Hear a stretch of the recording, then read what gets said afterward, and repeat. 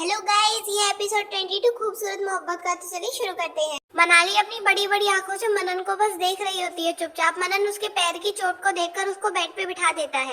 वो घबरा जाती है और खड़ी हो जाती है। ये देखकर मनन उसको फिर से पकड़ता है और बैठा देता है, लेकिन मनाली डर के मारे फिर खड़ी हो जाती है। फिर मनन उसके पैर की चोट को देखते हुए कहता है, तुम्हें चोट लगी है, बैठो यहाँ पे। और वो फिर बैठा देता है, लेकिन मनाली फिर उठ जाती है और वहाँ से जल्दी जल्दी जाने लगती है। लेकिन उसके पैर में मोच आ जाती है। वो लड़खड़ाते कदमों से जा रही होती है तो उसके पैर में बहुत दर्द होने लगता है। मनन ने ये सब देखा तो उसे फिर से बेड पे बैठाना चाहा। वो परेशान होकर कहता है, मैं कह रहा हूँ ना तुम्हारे पैर में चोट लगी है, बैठो यहाँ। मनाली दर्द भरी आवाज से बोलती है, नहीं साहब मैं ठीक हूँ, मुझे बहुत काम है। तो मनन कहता है, देखो मैं कह रहा हूँ ना तुम्हें बहुत चोट लगी है, तुम बैठो यहाँ, मैं दवा लगा देता हूँ। तो मनाली कहती है, नहीं साहब मैं ठीक हूँ, आप चिंता मत कीजिए। इतना बोलकर वो वहाँ से निकलने की कोशिश करती है, लेकिन उसे दर्द इतना था वो नहीं निकल पा रही थी और उसका दर्द मनन महसूस कर रहा था। मनन उसे फिर से रोकने की कोशिश करता है, लेकिन मनाली उसकी बात नहीं मानती है और वो जब चल रही होती है तो उसके मुंह से थोड़ी बहुत दर्द की चीख निकल रही होती है। मनन उसे महसूस करता है और वो उसका हाथ पकड़कर बेड पे बिठा देता है, लेकिन मनाली अपने आप को छुड़ाने की कोशिश कर रही होती है। मनन ने जब ये देखा तो उसे बहुत गुस्सा आया और उसने उसे कस के पकड़कर बेड पे बिठाया और उसके पैरों को अपने हाथों में लेकर सहलाने लगा।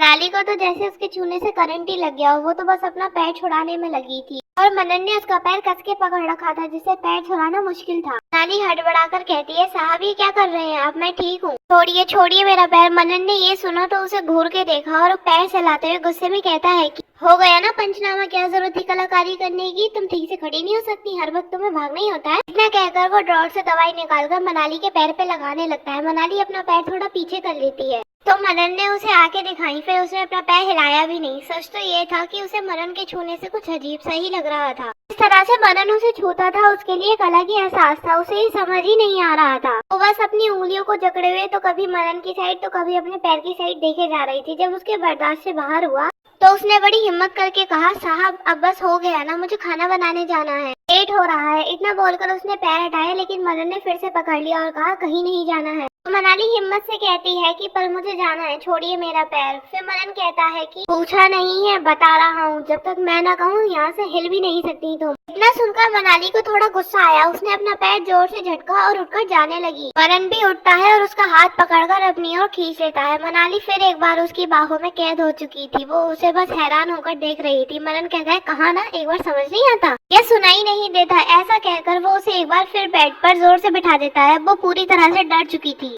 फिर मनन कहता है कि मुझे ये समझ नहीं आता तुम हर वक्त जल्दी में क्यों होती हो, बैठो यहीं चुपचाप, हिलना मत जब तक मैं ना कहूँ। वो अब बस चुपचाप बैठ गई। उसकी आंखों में आंसू आ गए, जिनको मनन ने भी देख लिया। मनन उसके पास बैठते हुए कहता है, एक बात बताओ, तुम इतना क्यों डरती हो मुझसे? अरे तुम्हें तो खुश होना चाहिए कि तुम्हारे आगे पीछे कोई लड़का घूमता है, और वो भी मैं, जिसने कभी किसी लड़की के ऊपर अपनी नजर नहीं डाली। मनन ओबेरॉय तुम्हारे आगे पीछे घूमता है, तुमसे बात करने के लिए तरसता है, और तुम हो कि तुम्हें हमेशा मुझसे भागना होता है। अभी देखो तुम्हारे भागने के चक्कर में ही चोट लग गई ना, अब मेरी वजह से चोट लगी है तो इसे ठीक भी तो मैं ही करूंगा ना। मनन इतना बोलकर ही रुक गया। वो बस उसे देख रहा था, सोच रहा था कि वो कुछ तो बोले, पर मनाली कुछ नहीं बोली। मनन उसके पैर को सहलाते हुए कहता है, दर्द हो रहा है। इतना कहकर वो मनाली की साइड देखता है। मनाली नाम में सर हिला देती है। मनन ये देखकर मुस्कुराता है और कहता है, एक बात पूछूं तुमसे, अगर तुम जवाब दोगी तो। मनाली कोई जवाब नहीं देती है। फिर मनन कहता है उसकी साइड देखते हुए कि बाकियों से इतनी बातें करती हो, लेकिन जब मेरी बारी आती है तो सिर्फ अपनी मुंडी हिलाती हो, मतलब इतना बुरा हूँ क्या मैं? तो मनाली उसे अजीब तरह से देखने लगती है। उसको उसकी बात थोड़ी अजीब लगने लगी। बाकी सब तो ठीक था, लेकिन मनन की मुंडी हिलाने वाली बात उसे अजीब लगने लगी। मनाली धीरे से कहती है, साहब उसको मुंडी नहीं सर कहते हैं। तो मनन कहता है, ओ हाँ सर ही कहते हैं। ये बोलकर वो चुप हो गया,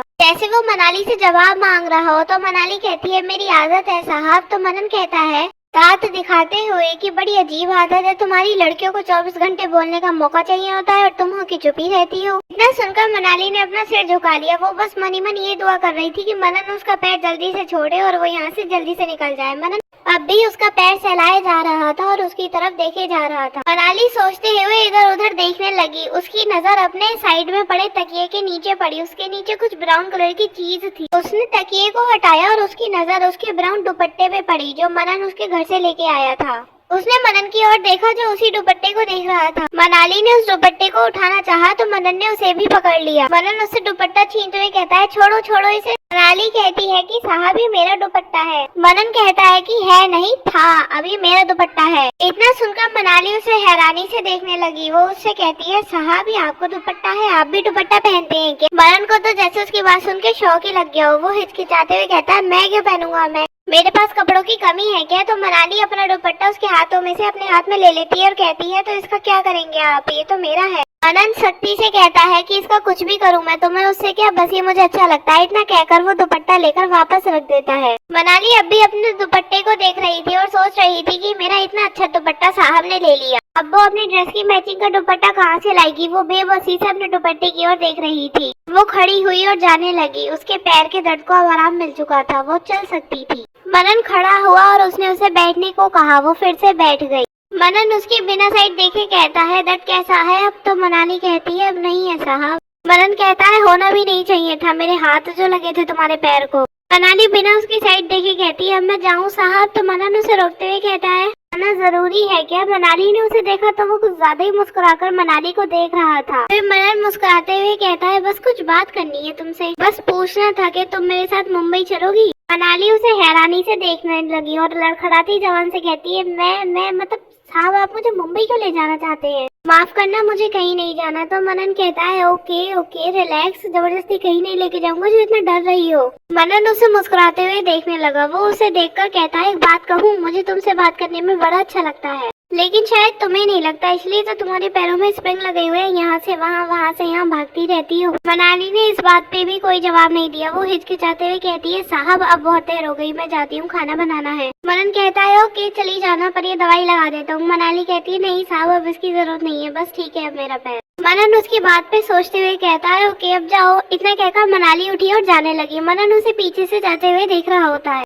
और सोच रहा होता है कि वो दिन कब आएगा जब तुम खुद मेरे पास ठहरना चाहोगी, जब तुम खुद मुझसे बात करने लग जाओगी। शायद आएगा भी या नहीं है किसको पता, कब मेरे प्यार को समझोगी। उसने सोचा कि भले ही वो दिन आए ना आए, लेकिन मेरा प्यार तुम्हारे लिए कभी भी कम नहीं हो सकता। देख रहे हो गाइस कितना प्यार करता है ये। और वो सोचता है कि ये वादा है मेरा, मैं हर वक्त हर घड़ी तुम्हारे साथ हूँ, तुम्हारी परछाई बनकर। और ऐसा सोचकर मनन के चेहरे पे मुस्कुराहट आ गई।